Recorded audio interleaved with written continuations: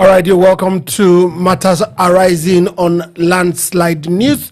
All the matters or issues we've seen in the politics for the past maybe 48 hours, 24 to 48 hours. And today, don't forget, is a Friday. And we say normally TGIF, thank God it's Friday. But the most observant thing on this table today is the fact that everybody's going green. Lemon. Oh, what was that? You're on green, not you're on green. What are you on? It is green. All right, so welcome to Matters Arising on Landslide News. Okay, all right. A lot of things to talk about. Okafor impeachment plot in Bayelsa against the deputy governor.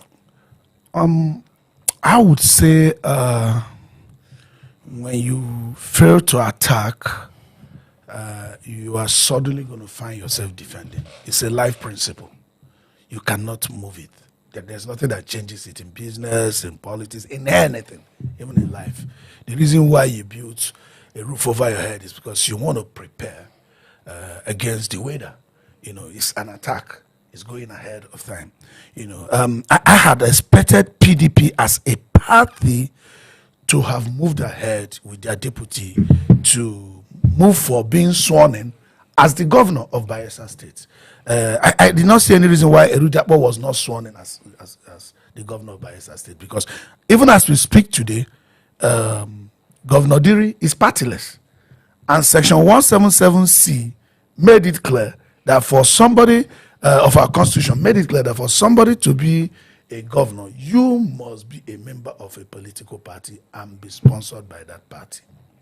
And when you need certain things as a qualification to be able to occupy certain positions, it is not expected that you should lose those qualifications at any point in time. It is not expected that you should become partyless. It's not expected that after you've gotten your WAEC to be able to qualify to run for certain office, for example, to be a president, then after you have become president, you cease to have that WAEC. It is not expected. It's not anticipated. Even though they should even approach the court to see whether you could lose those qualifications and retain the position. It is still valid to our democracy. PDP did essentially nothing. I think almost at the same time, the PDP National Legal Advisor was at the open court quarreling with the national chairman as to who should engage legally. Very childish. Who should engage lawyer to defend the PDP. You know, I mean, when you have a mandate in Bayelsa that is being stolen in some form, and graciously people were lucky to see that he was somewhere at the middle. He hadn't even gone to APC. You understand? He was somewhere up to now. So now, because they failed to do that, what is it that the deputy is hearing? Deputy governor is feeling and noticing some movement that there is something like impeachment plot coming for him, because he has refused to become the governor. He has refused to become the governor. Now, the man who is the deputy governor that remained with the mandate of PDP, that voted them to power, which is the man that has done what is correct in the eyes of the constitution, that is the same man, the State House of Assembly, that have actually left their own mandate, are plotting to impeach. Where are we headed as a nation? We have to ask ourselves questions. If for any reason this deputy governor is consumed by any mathematics they are playing, let these people know, whoever they are, I think Asiwaju should call them to order. They are the one destroying our democracy. Just a few days ago, we were all hearing the rumor that there was coup, there was this and that. Before the army came out, the military came out to tell us that there is nothing, there's no coup. and say there's no coup. And graciously, we thank God there was no coup. But now, why will democracy themselves be suspending the constitution when we are angry about a rumor of something that might suspend the constitution? Because that's the main basics. That is the main. So why will you be a democratic setting? Why will you be doing those things that suspend the constitution? How? On what manner is? What is the mathematics that will make them to remove the deputy governor that committed no offense? You voted the man into power under the platform of PDP. The man has remained with PDP. He has done nothing wrong. When the person ahead of him, who is the governor, ceases to qualify or become incapable of functioning at that position, the deputy governor should replace him. There is an arrangement and there's understanding that there could be a time where two of them will not be together. And that time, it is when either one of them, God forbid, for anything happens to them, or they become unqualified, or they become incapacitated. Because a joint ticket doesn't mean that the constitution anticipated that two of them must be in one place. Do you understand? Yeah. So that when one becomes unqualified, the second one becomes unqualified. No. Yeah. If the governor, for any reason, becomes incapable by what attended to him alone, the deputy governor, for what attended to him alone, then the deputy governor, who nothing wrong has happened to, automatically should replace him. I will come back to you on most of the actions that look as if. Now, Peter, let me come to you. The PDP as a they are not proactive, they are docile, and it's very easy for a strong man to come into their house and displace them. Why is PDP like this? As of today, I don't think most Nigerians will be surprised at the stance PDP is taking. PDP is a house in disarray. PDP, as of today, lack direction. So a man that lacks direction can't go and fight just cause. So most Nigerians are not surprised. Me, for one, I am not. How do they expect PDP to come in and fight when they couldn't resolve their own internal issues that's killing them? For me, they has shown the kind of people we elect into offices. People that does not understand our constitution. Instead of trying to impeach the deputy governor, what should they do? Is to impeach the governor, not the deputy. He has done nothing wrong.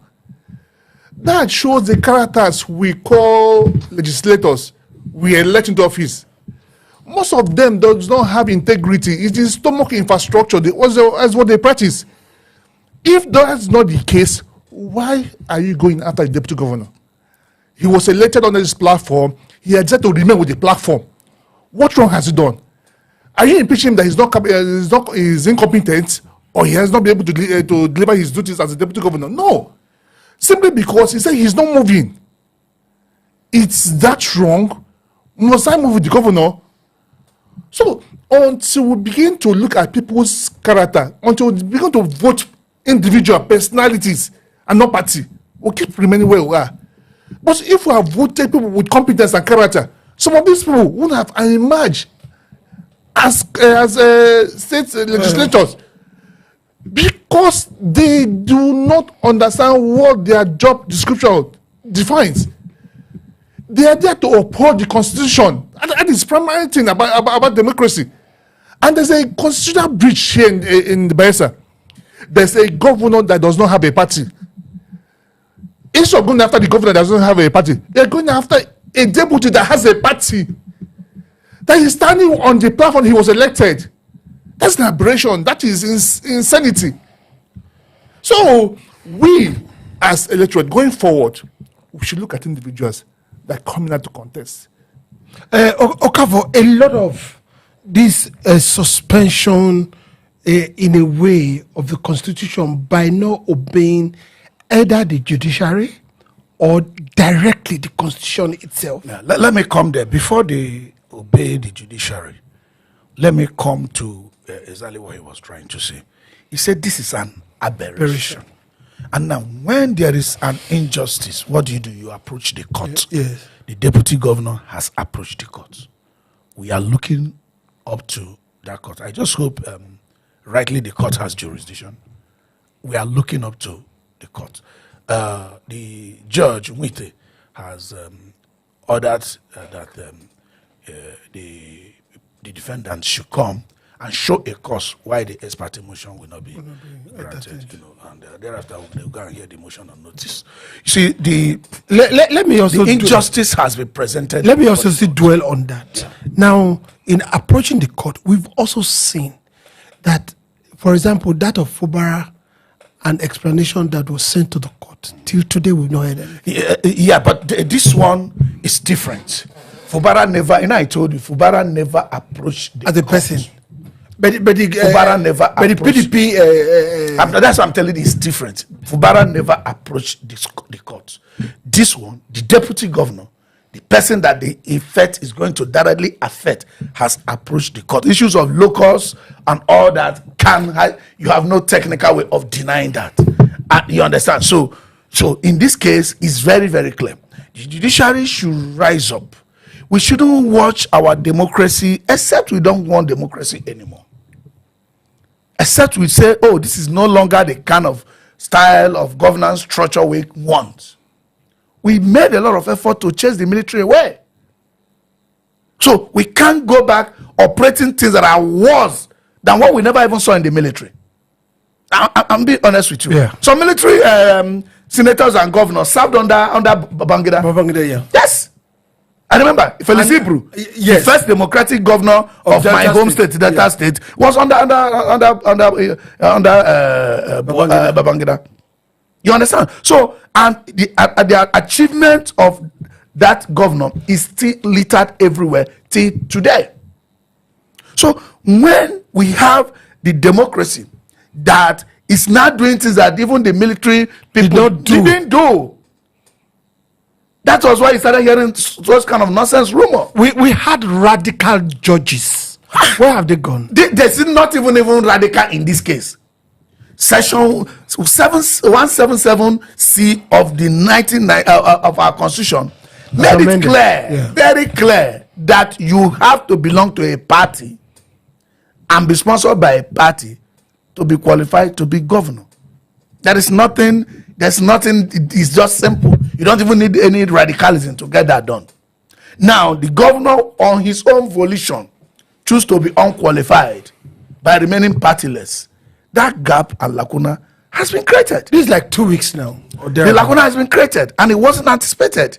So now, to worsen it, let's just say the deputy has remained calm. To worsen it, the deputy that has done no wrong is the one that the House of Assembly members who have the count, who's standing as House of Assembly members can actually be challenged today.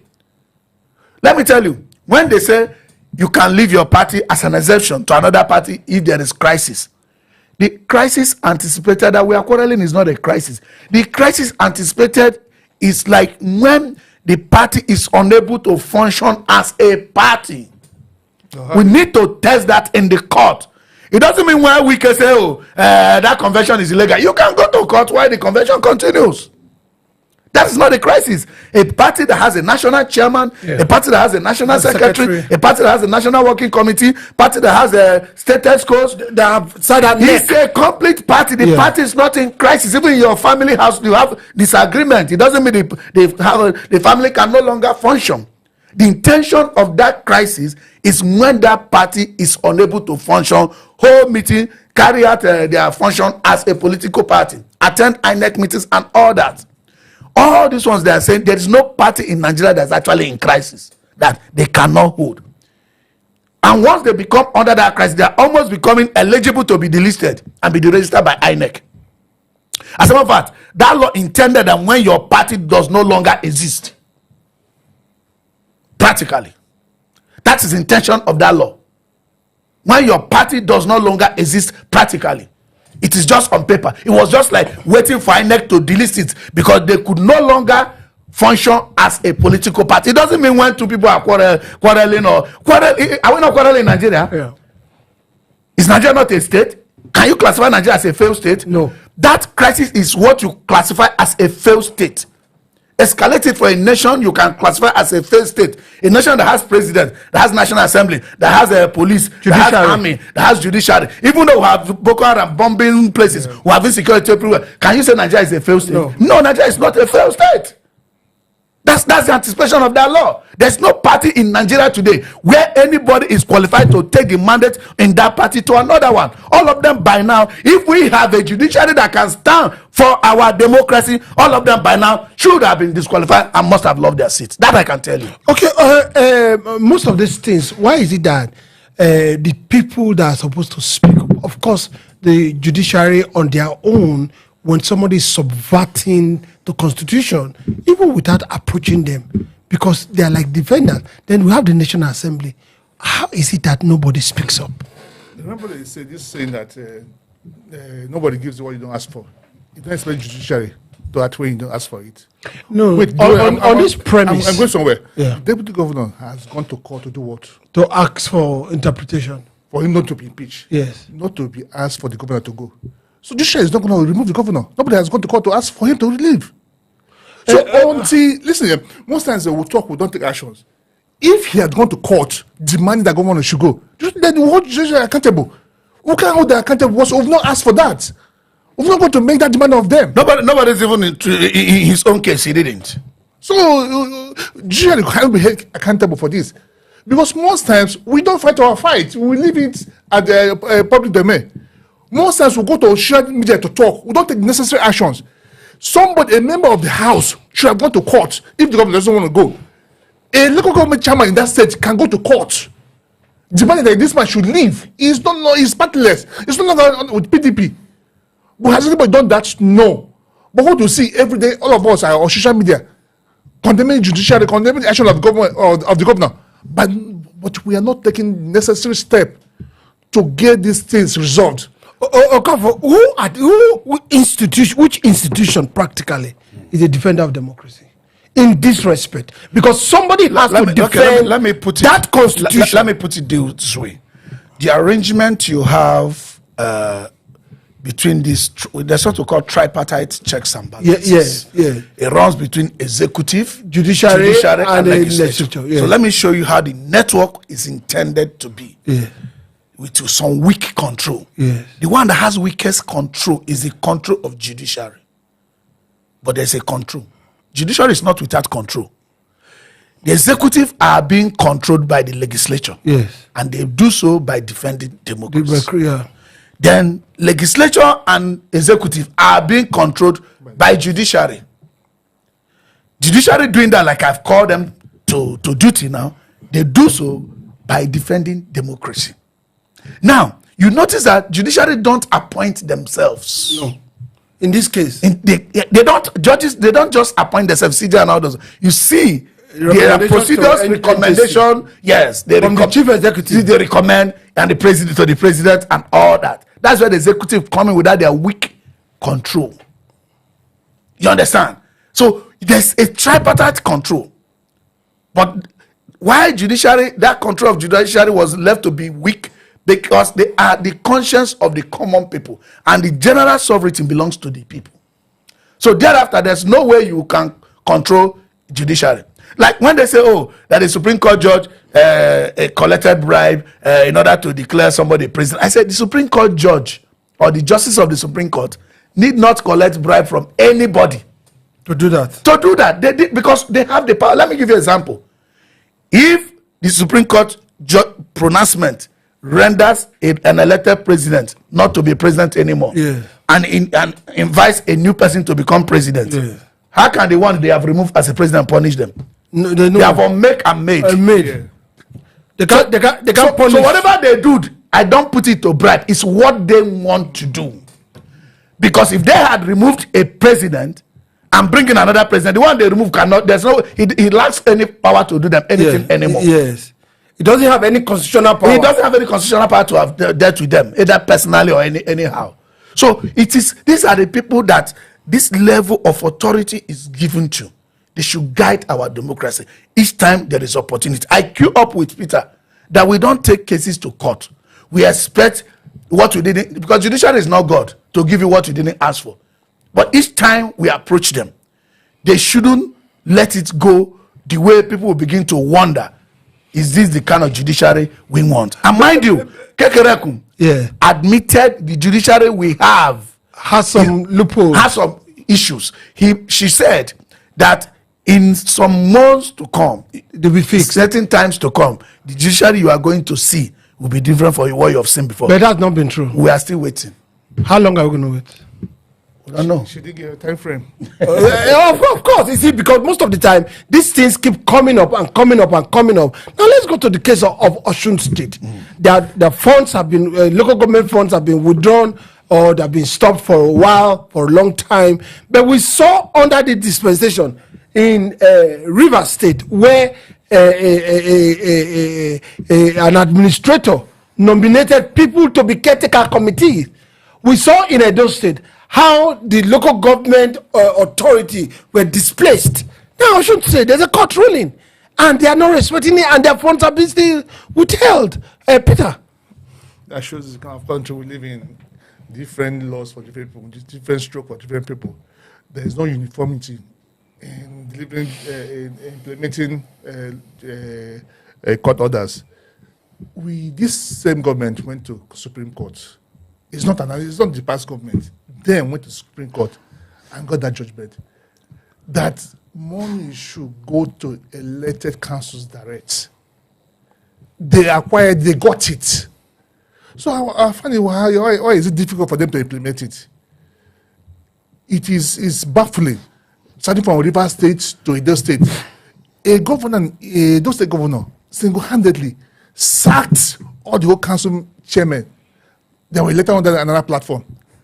And yet, monies were made available to those councils. Oh, sure. Is it because they're not in APC? No, when Nigerians ask these questions, and people say we trivialize things, they make it happen. If Oshu was in APC, probably it wouldn't have happened.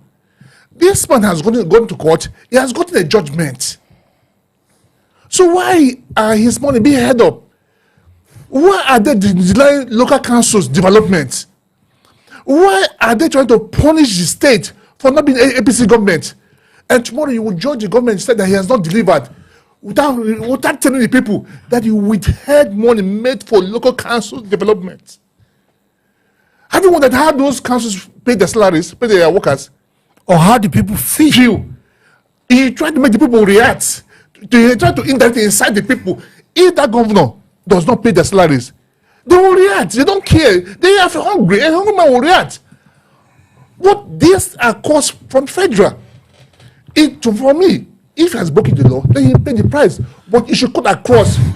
Our law should not respect party. Our law should be our laws. We should respect them. So this government, until they start respecting laws, they shouldn't choose the one that benefits them and obey, and the one that doesn't benefit them. That's why most Nigerians are skeptical about going to court. But exactly. If you go to court get judgment, government might decide to ignore it. Now, Okafor, there's a saying in the Bible that said the rain rains on both the good and the bad, the rich and the poor. The law that we have is for everybody in this country. It's not for APC, it's not for PDP, it's not for Igbo or Yoruba or Hausa, it's not for Christians only or Muslim, it's for everybody. Why is there a selective judgment? Well, is it a judgment?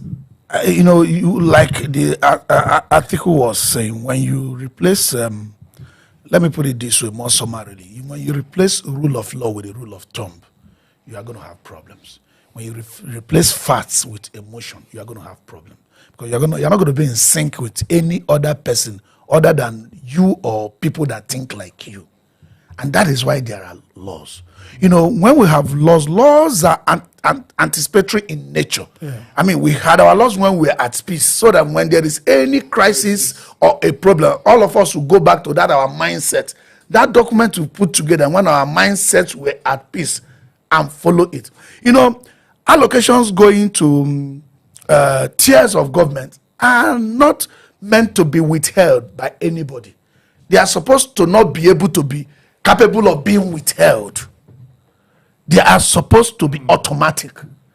That we have created a power where a tier of government will not have the power to withhold what is constitutionally meant for another tier of government. It is illegal in itself. That action is illegal because you do not have that power. These are various levels of governments. So you do not have that power to withhold anybody who supervises, because people don't answer to the actions they take while in government, even while they're getting protection of government. If after they leave government, they should be able to answer to those things. This government, in quote, there are people. There are people, yes. That's what we call lifting the veil if it is in a private commercial enterprise and things like that. That is why you see when you sue a company, you bring the directors to answer, because there are people operating those policies. These are people operating these policies. Money meant for another tier of government is not capable of legally being held by another tier of government. It is wrong. Ab initio. Now, but this is not to give credibility to holding money, like I've said.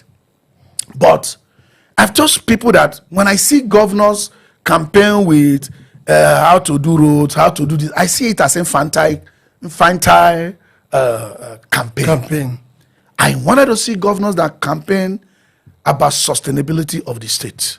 I wanted to see governors that campaign ability to generate income, ability to create infrastructures that make them independent, and gradually see no need even for federal allocation. And they see that because a state is supposed to be self-sustainable. Yeah.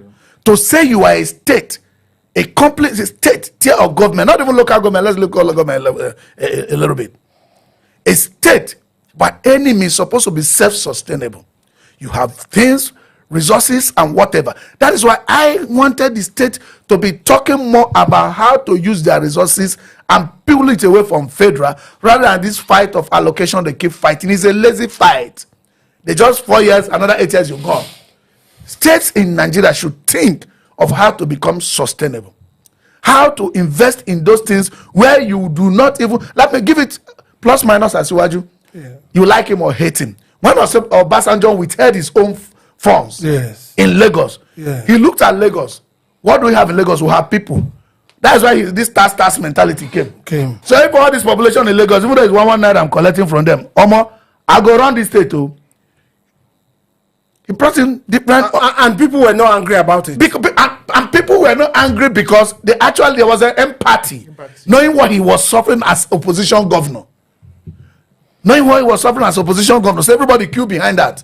And from different kind of tax policies, money was generated, and he was running the state the best he could do.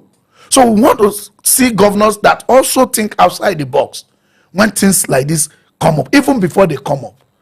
Every state in Nigeria should begin to think of how federal allocation will just become a very small fraction of their income. You can do it. You have people. What is the greatest resources on earth is the people. And in Nigeria, almost all states in Nigeria is blessed with one thing or the other.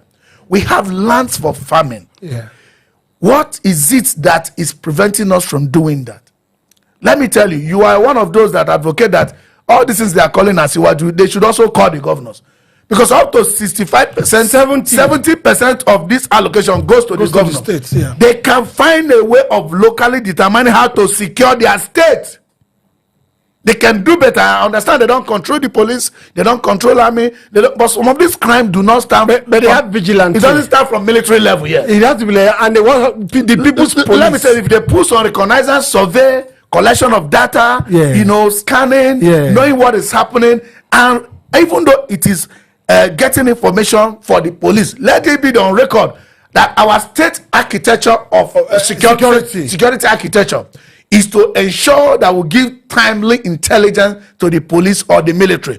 Let it be on record that the governor as the CSO, we inform the police that we saw the gathering of some element of people who do not know in this area of forest, and we saw this, and we give this, and we expected this action, and let it be that they did not act.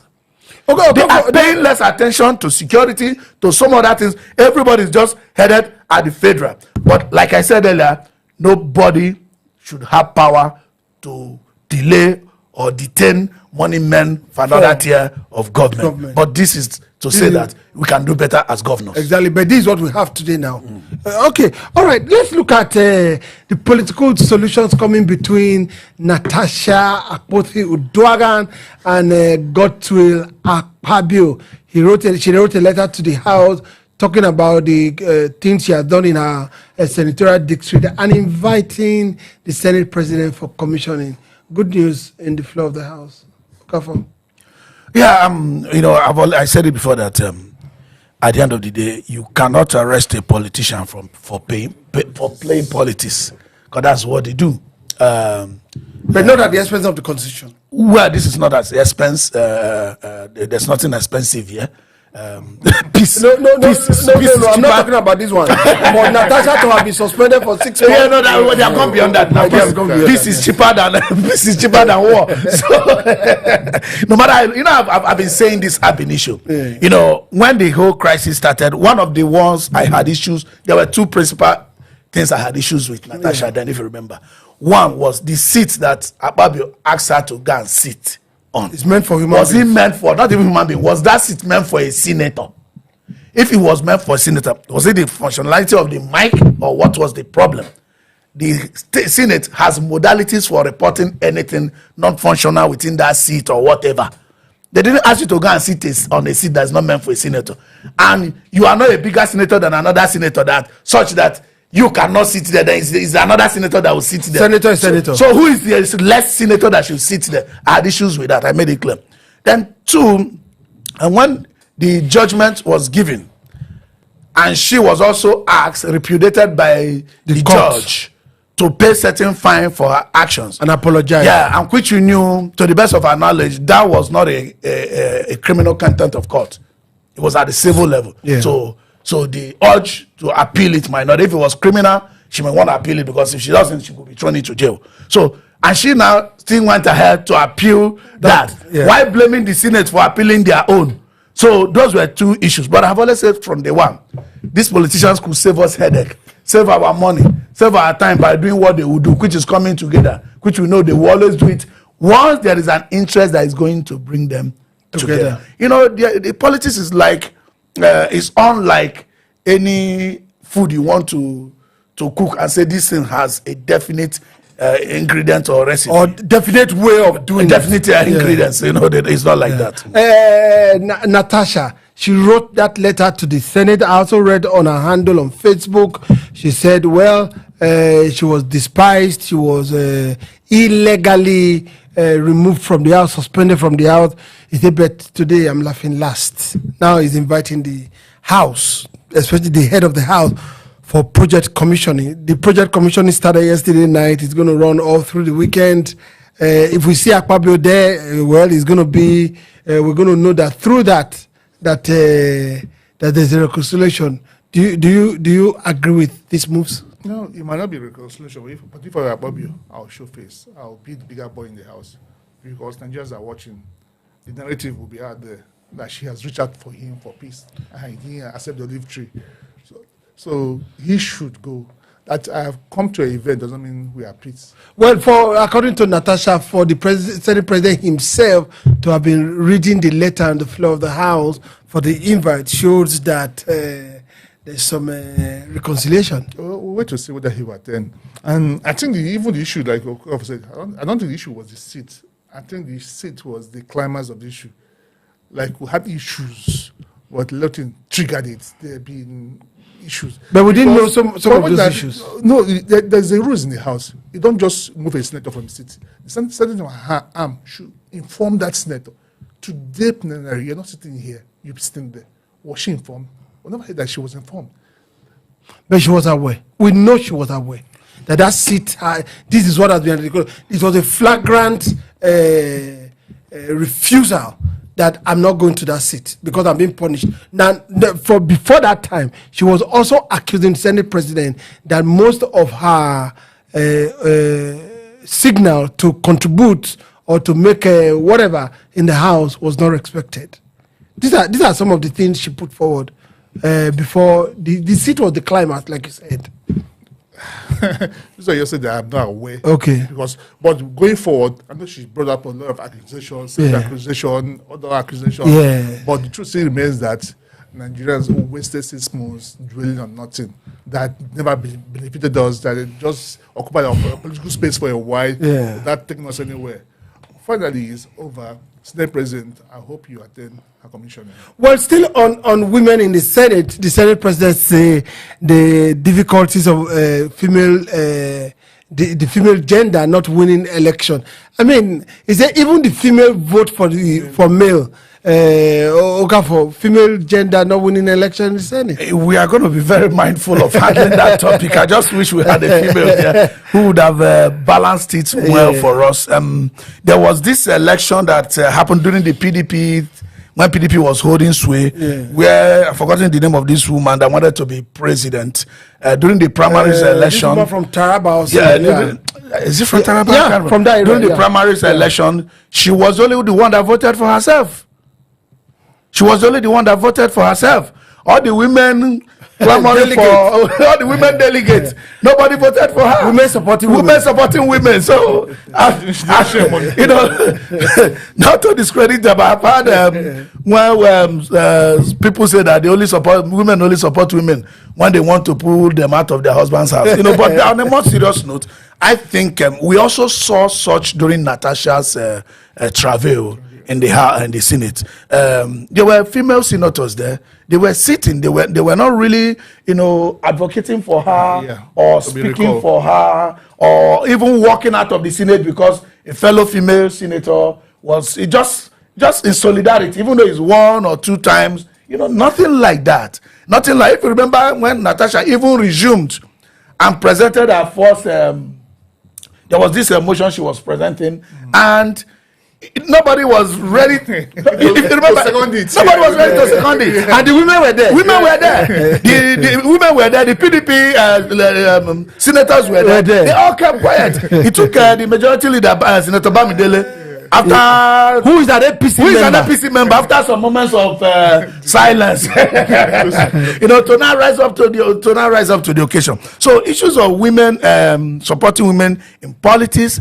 It's something we will probably need to get a woman involved so that they will not speak to us on those issues from a woman's point of view. We need to know why when a woman comes at the fore, as against all expectation, you don't see them voting for the person. Okay, the lady we were trying to get, her name is Sarah Jibril. Okay. She stood alone. Yes, Sarah Jibril. She voted for herself. She was not. Peter, women are supporting women, but when it comes to don't talk to me, women we are the same. Man and woman are the same. Everybody's talking. The feminist in women comes up, but when it comes to women, I don't want to go into that topic. Are you sure? No, I don't want to get to that. No, you started that topic first. You started that topic. One man say women are always equal to big men, but they're not equal to the gate man. That's interesting. Okafor started this topic, he will finish it. When it comes to women supporting women, it's only when you find out that if a woman and a man are currently say, don't you know she's a woman, all the women will stand behind the other woman. But when it comes to position of leadership, we don't see women supporting women. We saw Margaret Thatcher. We also saw some prime minister in India and in Pakistan, you know, rise to the occasion and men voted them in. In Africa, we're going to have anything like that? Especially in Nigeria, the way our politics have been done in this country, to me, women are disadvantaged, seriously disadvantaged. Because our politics here, majority is money bagged and a kind of violent in nature. So it's skewed towards men. How many of them could go through what? Okay, so what's happening in Anambra State, the governorship election? The APC guy, where he rented in Umuze for his rally, the current governor, they went there and brought the whole thing down, and they were chaos. So women, they're not emotionally strong for those kind of politics, quality play in Nigeria. They could do well. If you want to bring women into politics, it should be more of an appointment. But for elective position, the way we do our politics here, I don't think they will survive it. Okay, all right. You know, let's get back to Okafor. Law as it is in Nigeria and the way politics are played. You know, we've mentioned Osun State, we've mentioned somebody, when we've also mentioned Bayelsa, where we have a scenario at the moment right now.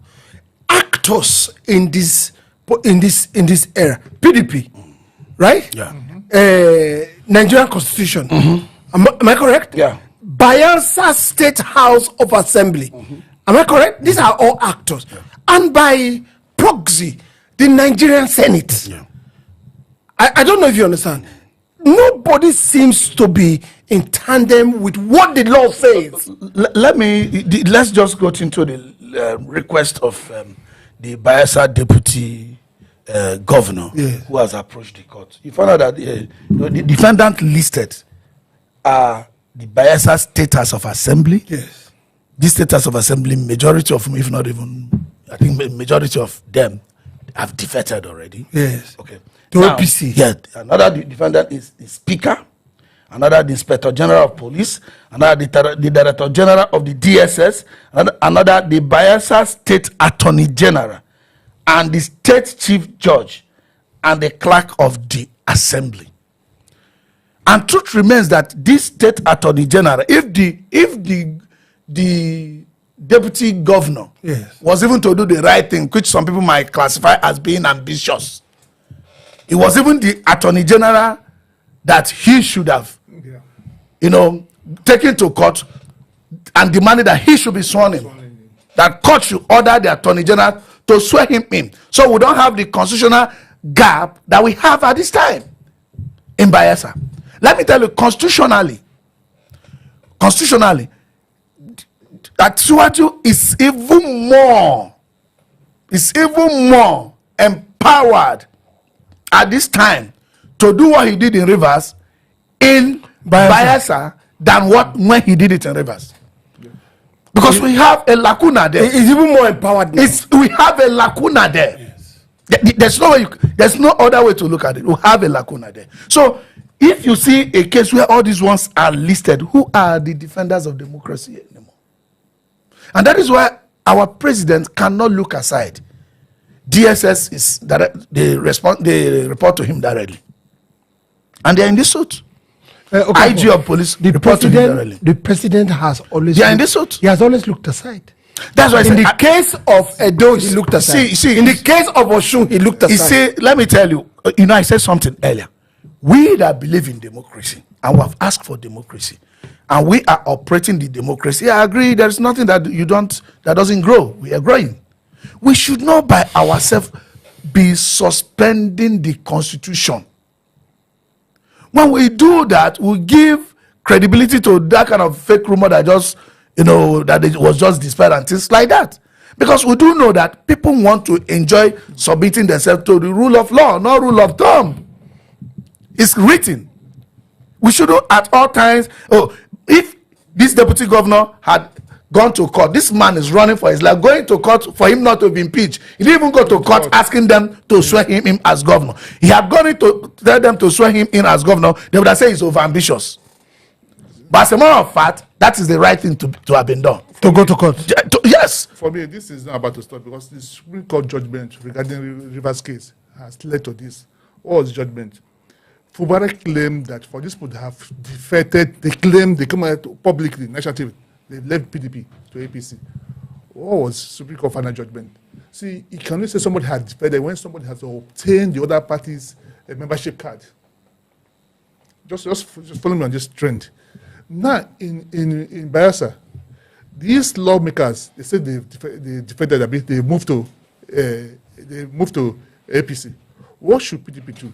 Since you moved to APC, somebody should sue them. You should show us an APC card. If you have an APC card, as Akpabio said, then you've lost your seat. We should touch this thing. They've told us that you must have that party's next party's AP card. And as of today, this people said they've left PDP. Since you've left PDP, somebody should go to court to ask them to vacate. Because you have left.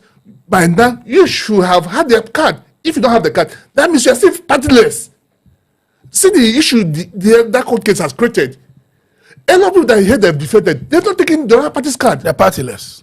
They're all partyless. They should leave their seats.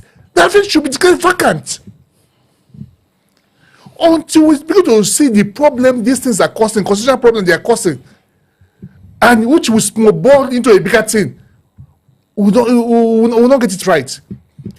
As of today, most of them are partyless. So when I say occupy their seats, in Nigerian constitution, it should be on a platform, on a party platform. So they should go.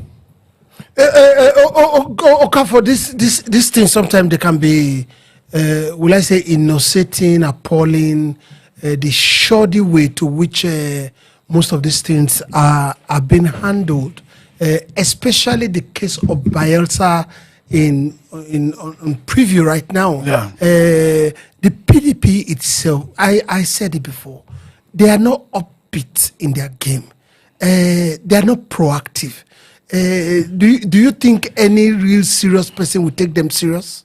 As a party? As a party, now, the truth be told, former national legal advisor to PDP, Jacob Marx was here. He said PDP has 90 lives. And maybe 91.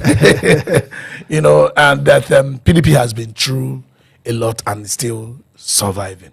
You know, truth remains that PDP at the national level is still trying to solve issue of getting a new chairman and a new secretary, probably coming up through the convention coming up at Ibadan. I think they get so much absorbed in that matter and the distraction they claim to be getting from Anyango Wike axis. They get absorbed in that matter and forgetting that they have a bigger issue to deal with. Because what is the essence of your party is to win election. The ones you've won, you couldn't guide them. Your governors are defecting, no matter the reasons you put behind for their defection. Your senators are defecting.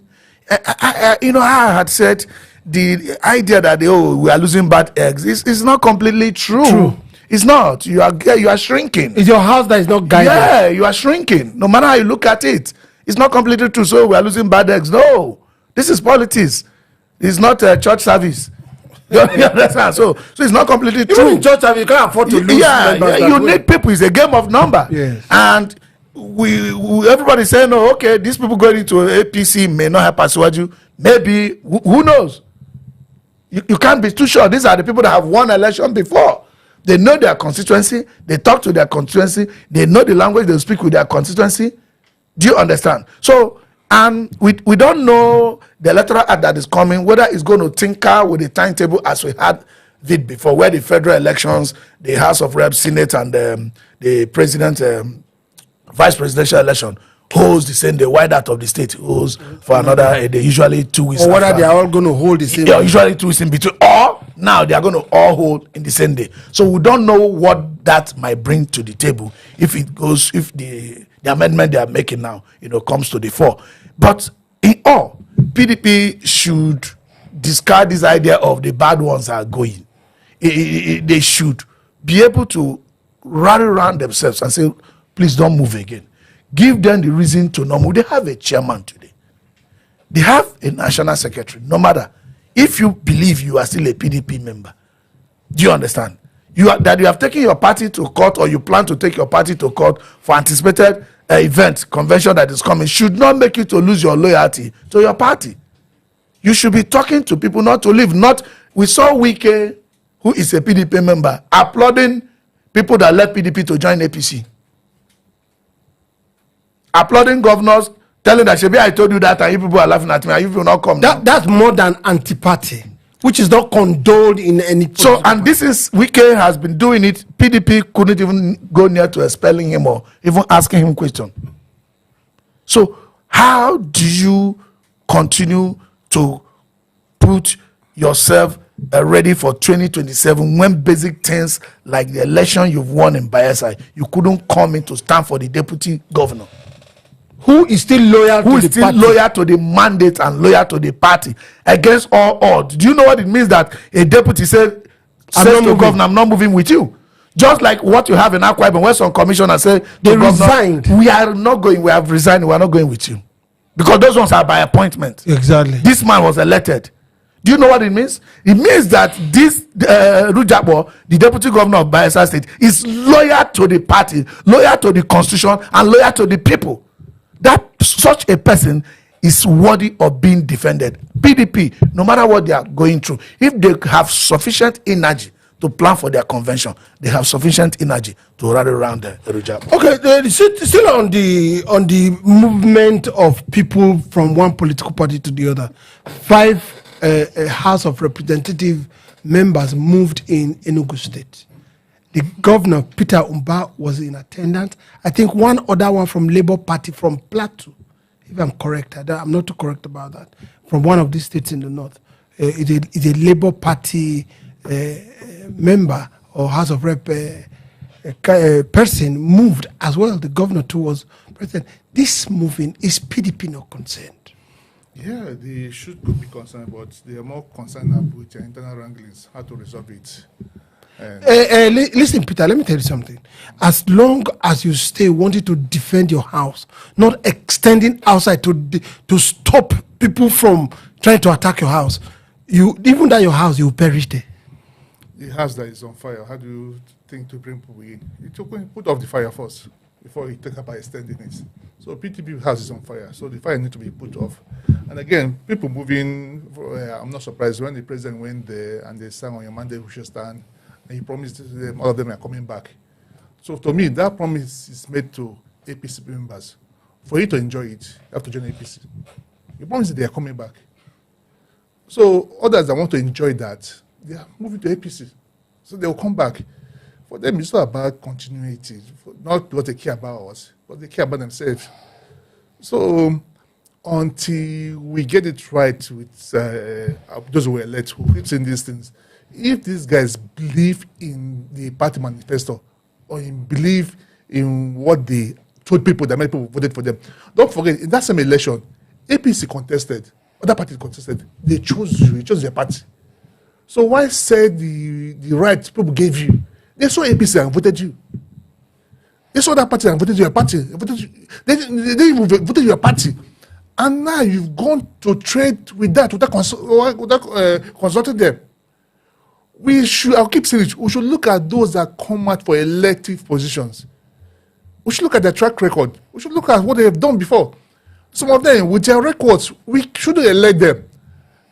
And most of them, they did not get elected. They bought it. They acquired it. Okay, let's look at a particular scenario this way. APC was in government from 2015 to 2023. 2023 elections were conducted, and a lot of political parties came on board. We have APC, which was the government of the day. Then we had PDP, who was ousted by APC. Then we had Labour Party. People voted for people or candidates in the PDP in spite of the fact that APC was in government. How all of a sudden these people that they voted for in PDP, when the people had the option of voting for APC, are now moving into APC? You see, certainly these people defecting might be seeing what we are not seeing. You know, just take a cue from one Senator Kevin from Enugu. Yes, Labour Party. From Labour Party, who replaced his brother that was killed about 3 days to the election. Yes, and out of sympathy and whatever it was, Labour Party, people without structure, without organization, without funding, without everything, voted you into power, and you became a senator. What is it that you are so scared of? God did it for you. Now you want to do it for yourself. You know, that's why I say, except these people are seeing what we are not seeing. You came from a structureless background. Now you are living because you think obedience do not have structure. But they never had structure when they made you senator. So except these people are seeing what we are not seeing. And oftentimes life could be like that. So that is why they are going to APC. And if at the end of the day, the only reason they are also going to APC is because of next election, they could be in for a shocker, because if for any reason this INEC, choose to do us right. Choose to do us right. Starting from having a stronger legislation, at worst case scenario, even though the Senate didn't come through with amendment of the Electoral Act, that the one we have, that's at worst case scenario. At worst case scenario, that even the one we have actually provided the opportunity to have a credible election if it was to be administered by independent mind. What we have today, take it to a country that is ready to conduct free and fair election. In not more than less than 24 hours, you are going to have all the results displayed. That is where the people comes in.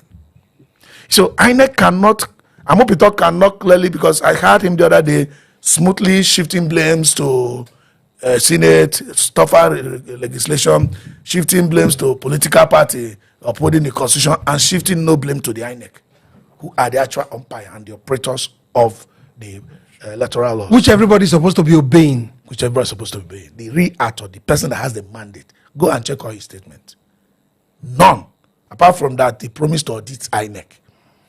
It could be financial audit, it could be results audit, it could be and they didn't tell us so no much. Whether people are placed in so you find out that even with what we have today, I can tell you an umpire that really wants to stand for the people can deliver a credible election with this laws that. And I was giving an analysis the other day, and I gave an analogy that if you are driving on a road, you see traffic going this way and traffic coming the other way.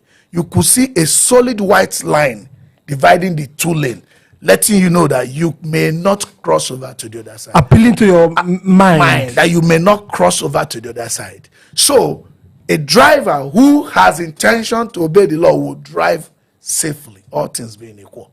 But in Nigeria, the only way, the kind of law that will make them not to drive the other one is when you have a concrete median, a concrete barrier in the middle, where even though they want to drive to the other lane, they hit it and come back. That is the only kind of law that Nigeria wants. The truth is that even the one we have now, if we were to have people with integrity, it could do the work. But we are calling on the Senate, now that INEC themselves have told us that they are defective in integrity. Very, very, very defective. I stand on these words today, tomorrow, and forever. Before 2023 election, they were releasing too many press releases telling us electronic transmission was what they are going to use. Sacrosanct. If you have integrity, you are not going to go against your words. You can't deceive the entire populace into believing that this is what you are going to do, and then abandon what you fought for. We fought Buhari a lot to get Electoral Act 2022 promulgated. All right, we don't have too much time, but one thing I will make sure I talk about is the 15% tax on imported petroleum product. Who is it for? For the people? For the petroleum importers? Do we have enough petroleum in Dangote refinery? The 3 refineries we talked about in Nigeria, they've all shut down. The federal government have the knowledge that they're producing at the moment. The 15%, the bulk is definitely going to pass to the electorate. This government, its policies, are they anti-people? Yeah, well, what they made us believe that Dangote has the capacity to cater for local production. They try to protect local production of fuel here by making the one imported expensive. I hope they are true to their words. If they are true to their words, I think that is good. Not to protect our local industries. I hold them to their words. Let me believe them. Another policy again, Okafor, where the federal government is placing 15% on imported petroleum product. Like I said, the Dangote refinery, can they supply the local market?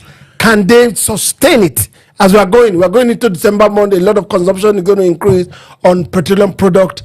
These policies, are they anti-people or anti-protecting local content? I want to leave all these tax policies to what we call let it be determined by the effect. They've come with too many narratives, and let it not look like you are anti-government, whereas you are actually for people. You know, when you have an economy that's really not producing, and it appears so far we've not seen government commitment strongly on increasing the people's capability to produce, any task you are bringing is going to create additional burden on the people. But I want to crave indulgence of Nigerians to decide for themselves, you know, if this burden is on them or not. If prices increase without your disposable income increasing, if it's on them. And even though your disposable income increase, how did it increase? The supply of goods, did it increase? If the supply of goods does not increase, inflation will increase. These are simple economics, and nobody can claim not to know them. If you give all of us plenty money now, and the goods in the market remains the same, there will be inflation. There will be inflation because we'll be struggling to buy the little available, and I'm ready to pay more. With plenty money. Ready to pay more. So the only way, and that's why I've always said that the best benefit to workers is not even increment of their salary, it's increment of available goods, where even their existing salary can do more for them. Okay, let's look at it. Most of the time, in economics, the reasons for increased tax is so that government can meet its obligation to the people and increase productivity. But we've seen petroleum product subsidy removed. We've seen the floating of the naira, things you approach on normal economic level, but we've not seen a commensurable development on Nigerian infrastructure, road, light, water, basic amenities, security. I mean, it's been appalling. So what's the reason for the increase of taxes? Well, of course, you've given all the reasons, but you have to look, you see, taxes, I know they know. Taxes are not what you throw in a blanket way in something that affects just about everybody. Because we have very impoverished population. Yes. Forget about this Lamborghini and all by a few persons who have impoverished, population. And one thing I think this government have not really been able to look at very well is the way they deploy resources for short-term and long-term development. Nigeria is not going to end by the end of 2031. Let's assume Asiwaju wins his re-election. Nigeria is not ending in 2030. No, definitely. It's not going to end. So you have to meet people where they are, and your long-term is where they are going. Your short-term policy is where they are. Do you want to integrate the Nigerians, all the six geopolitical zones, to Abuja through a rail system? It's a long-term project. You can start today. It doesn't have to finish today. You want to connect Lagos, Calabar, highway, coastal highway, beautiful. It's a long-term project. It's not going to finish today. Now the question is, before that Lagos Calabar highway and before the rail system coming from all the geographical to Abuja start, were people from Bayelsa, were they not going to Kano before? No. They were not going there before. People from Lagos, were they not coming to Abuja before? No. The roads they are currently using. What's the problem? What is the state? These are short-term things. The roads they are currently using, what is the state? The people's ability to buy food, what is the state? The security, people going to farm to feed. Let me tell you, if you go to villages, they farm in a subsistence farming. What they farm in this is what they store, and that is what takes them during the dry season when there is no rain. Then before sowing time again comes. So what have you done immediately in terms of security, which is immediate, before you go and start buying maybe or start fencing Nigeria around, which is a long-term project of security, like the way Trump wanted to build a wall in America. Before you build a wall in Nigeria. But that's what Chris Musa said. That's General Chris Musa. He said our border needs to. Yeah, exactly. That's what I'm saying. Yeah, we need to build. And I'm not saying we can fence it. Yes. Before we build the wall in Nigeria, please, can you have a farmer in Lokoja here go to farm? Can you do that? Security. Yeah, the vast land we have in Niger State, can you make it accessible to the farmers and all the community people? So those are the immediate things they need to do. And that is why with all these increment in foreign reserve theory and all that, and still borrowing and remove, people are not believing. I think the government should understand that you must meet people where they are standing first. Then you not take them to where they want them to go. I told you, this government problem of us today is that they're not communicating well. There's distrust between citizens and the government. And I'm not a government spokesperson, but the issue of this fuel increment on imported fuel, if it's the same society where everything works, I think it's a laudable one. Why I was saying that they don't want them to come and be dumping their product in Nigeria when you have the capacity. Example, if I produce this copy in Nigeria at 2 naira, and you bring this cup into Nigeria at 10 naira, the chances that people will buy this more is high. So you want to make it very expensive for those products, especially fuel, coming to Nigeria. But the major problem is that there is so much mistrust. There is so much anger about there. And again, what he said, in tax, when you introduce a tax policy, we don't look at the chain effect. Now, example, VAT. You've increased VAT by, example, I didn't say they've done it to 10%. You think it's just 2.5, it's just more. That 2.5, so going to bear it. Is that man on the street? The middleman will add it to his cost. The burden will be transferred finally to the last guy on the street. So most we don't check the multiple effect on the society. And most tax we charge in this country, where are they? If people are seeing the effect, see, people in abroad, they don't pay their tax. Not that they enjoy it, but they are seeing the benefit of paying it. But until start seeing our schools work, start seeing the society move to a direction that we desire. Let me say something. 1 minute. Hold on there. Not 1 minute. okay. 1 minute. Okay. My time is gone. When you are talking of protection of local industry, you have to be careful not to be protecting monopoly. Okay. This is a very as the case is this now. is a fact that people do not understand. The intention of bringing in taxes or making any law to protect local industry should not be diverted towards protecting monopoly, creating monopoly. If you have local production where that is employing Nigerians and there are many Nigerian actors competing, you're not going to have perfect competition, what we call perfect competition. Definitely. You're not going to have it. But Definitely. you see what is near that. Perfect competition, meaning that the prices they are having is the real price. Even oligopoly would not be allowed, even not to talk of monopoly. We don't even have oligopoly, it's almost monopoly. Yeah. So whatever law you are making, you are protecting the monopoly. You should first of all stimulate, talk about modular refineries, people being able to create small refineries, refine product, have a standard, like you have Standard Organization of Nigeria, we do have them. We do have all these, what's the name of this arm of NMPC that checks the quality, not the PPR, that check the quality of the product. Yes. We do have them. Yes. Let them make sure that there are modular refineries here and there, products here and there, many atolls, that the entrance into that market is easy.